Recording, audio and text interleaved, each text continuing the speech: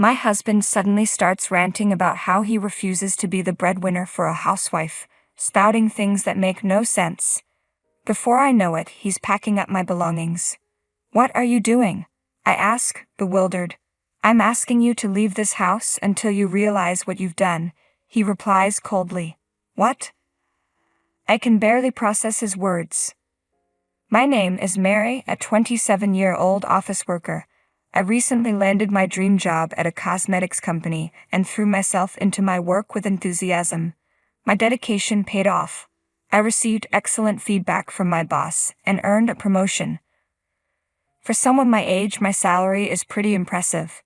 I've been married to my husband Tom for a year. We're the same age, but he earns less than I do. It doesn't bother me, but I've come to realize that it's a sensitive issue for him. Tom never brings it up directly, but whenever our conversations drift towards work, he quickly changes the subject. I think it reminds him that his salary is lower than mine. He often seems unmotivated about his job, saying, "I don't have a great job, so I've learned to avoid talking about my work too much at home." Despite this, Tom does his share of the housework and is great at cooking and cleaning. He has a gentle nature and we communicate well, so I've always felt that we're a strong couple. But now I'm beginning to wonder if I was the only one who felt that way. One day I wasn't feeling well and experienced severe nausea. Concerned, I went to the hospital and found out I was pregnant. Excited, I immediately shared the news with my husband. He was overjoyed, and seeing his happiness made me even more thrilled. I thought to myself, we're going to build a loving, warm family. Decided to take maternity leave about 6 weeks before my due date, wanting to give myself time to rest since it was my first pregnancy. However, around that time, I noticed a subtle change in my husband's attitude. When he came home one evening, I greeted him with a smile. "Welcome home." He looked at me lounging on the sofa and remarked, relaxing on the sofa again, "Huh, you've got it easy." His tone surprised me. At first, I brushed it off, assuming he was just stressed from work. But as the days passed, his attitude toward me grew colder and more distant. "Hey, where's my dinner?" "Sorry, I'm not feeling well today, so I picked up some pre-made food from the supermarket." "What? You've got to be kidding me. After a long day at work, you're serving me supermarket pre-made food." His sudden outburst caught me off guard, and I was too exhausted to argue. Some days I felt so sick that I could barely do anything. Even the smell of food made me nauseous. On one of those days, I sent my husband a message explaining how I was feeling and asked if he could either cook for himself or grab something to eat. He didn't respond, but I saw that he'd read the message, so I assumed everything was fine. I crawled into bed and fell asleep for a few hours. When I woke up, it was midnight. I got up to go to the bathroom and noticed the light was on in the living room, with voices drifting from inside. Curious, I walked in and was surprised to find that my husband had brought some of his colleagues home with him. "Oh, look, the selfish princess has finally woken up," one of his colleagues said with a smirk. Another added, "Sorry to disturb you." I greeted them politely, but I was shocked. I quickly pulled my husband aside into the hallway. "What's going on? Why would you bring people over this late?" He shrugged. "What's the big deal? We went out for drinks, and when that wasn't enough, I invited them back here. You know I'm pregnant, right?" I said, trying to keep my frustration in check. "So what? I'm not asking you to do anything risky. But could you please consider the impact this is having on my mental health?" "What? You're overreacting. If you had cooked dinner, I wouldn't have needed to go out for drinks with them, so you're the one responsible for me bringing them home." His reasoning made no sense to me. If you have so much energy, why don't you make something to eat and serve it to everyone? "I can't, I'm still feeling sick." "You're just being selfish. You're ruining the fun for everyone. Go back to your bedroom and get some rest." With that, he turned and went back into the living room. I couldn't take it anymore. Frustrated, I decided to move back to my parents' house. I explained the situation to my obstetrician, and asked if I could give birth near them.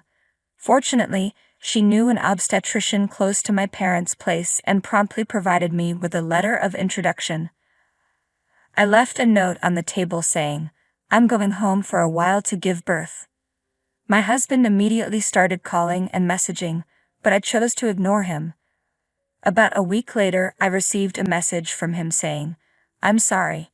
You can stay at your parents' house and rest before the birth." Although I still hadn't forgiven him, I was relieved to hear his apology.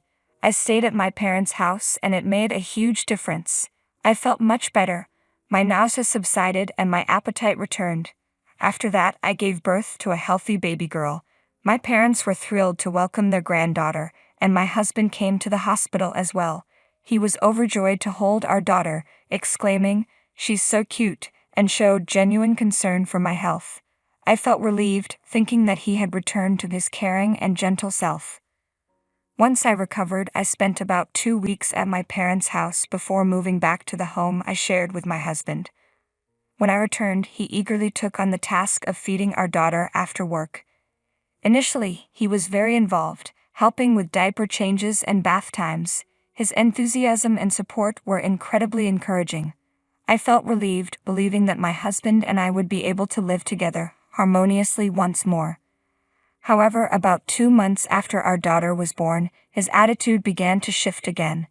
It seemed to be related to our baby's increased nighttime crying. Until then, she had been sleeping soundly, but now her cries were frequent and disruptive, waking us up regularly throughout the night. The lack of sleep began to take a toll on my husband, who became increasingly stressed and less supportive with childcare. He even said, "I'll sleep on the couch," and left me to handle everything on my own. Additionally, he started coming home late from work, which only deepened my mistrust and concern about our relationship. Once I saw him acting this way, I began to notice many other things about him. I started expressing my frustration about his lack of involvement in raising our child. My husband appeared increasingly stressed, and one day he made a startling comment. "Who do you think is providing for you?" "What?" I asked, confused. "It's because of me that you're able to stay home and live comfortably. You should show more respect for your husband." I was taken aback. "I appreciate that you were supportive in the beginning, but lately, when our daughter cries, you just brush it off and say, 'Hey, she's crying,' without offering any help." "No, that's not what I'm talking about," he snapped. "What do you mean by silly?" I asked, puzzled.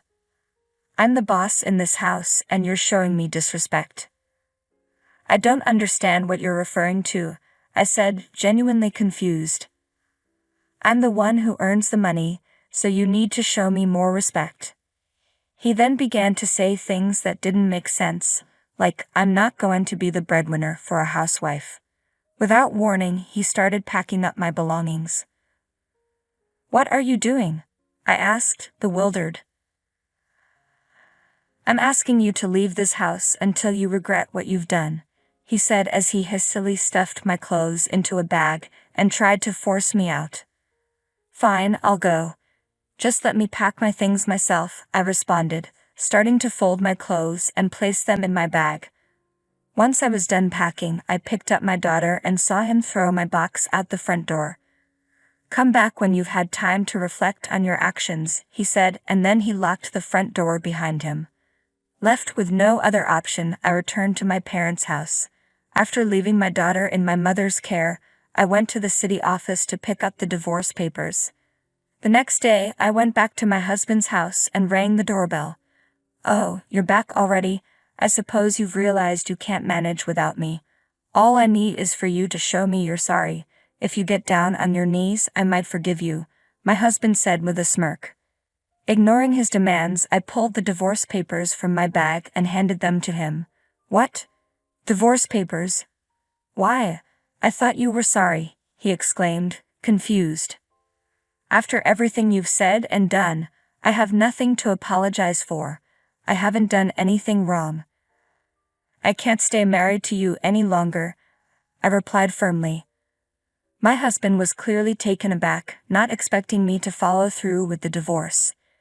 He then said something that made little sense. But you're okay with this. It's going to be tough for you as a single mother. You don't even have a job. How will you support your daughter? What are you talking about? I didn't lose my job, I replied. What? You've been home all this time. I thought you quit because you got pregnant.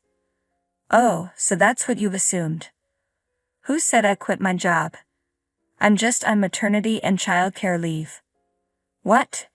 It seemed my husband believed that women automatically quit their jobs after giving birth. Oh no, I thought you had become a stay-at-home wife, he said, realizing his misunderstanding. Oh, I see. So you thought you could one-up me, I said. My husband's face went pale with shock. It was clear he was deeply hurt. He had always been proud, and when we were both working, my higher income seemed to bother him. I guess he just assumed I had quit my job rather than being on leave. I was thoroughly disgusted by his behavior. Husbands and wives should be equal, I told him. I'm exhausted from dealing with your inferiority complex. I never cared about who made more money. Realizing the gravity of his actions, my husband broke down in tears and pleaded, I'm sorry. Please don't divorce me. But by then it was too late. I asked him to sign the divorce papers and left the house. We later finalized the divorce through our lawyers. I had recorded my ex-husband's verbal abuse as a precaution, so I was able to use it as evidence to secure alimony for the harassment I endured. Without my income, he couldn't afford the rent on our apartment, so he had to move to a cheaper place. Interestingly, when he brought his colleagues over that night, they had no idea I was pregnant. When they saw my belly, they were all taken aback. After our divorce, rumors spread at his workplace that he'd been dumped by his wife. My ex-husband must be feeling a lot of shame now, and he totally deserves it. Meanwhile, I took maternity leave and returned to work, now living at my parents' house. They've been incredibly supportive as I balance work and raising my child. Although my marriage didn't work out, I'm happier than ever thanks to the fulfilling work I love and the joy on my daughter's face. I'm committed to my career and excited to watch my daughter grow up. Thank you for watching. If you enjoyed this, please subscribe to the channel. See you in the next video.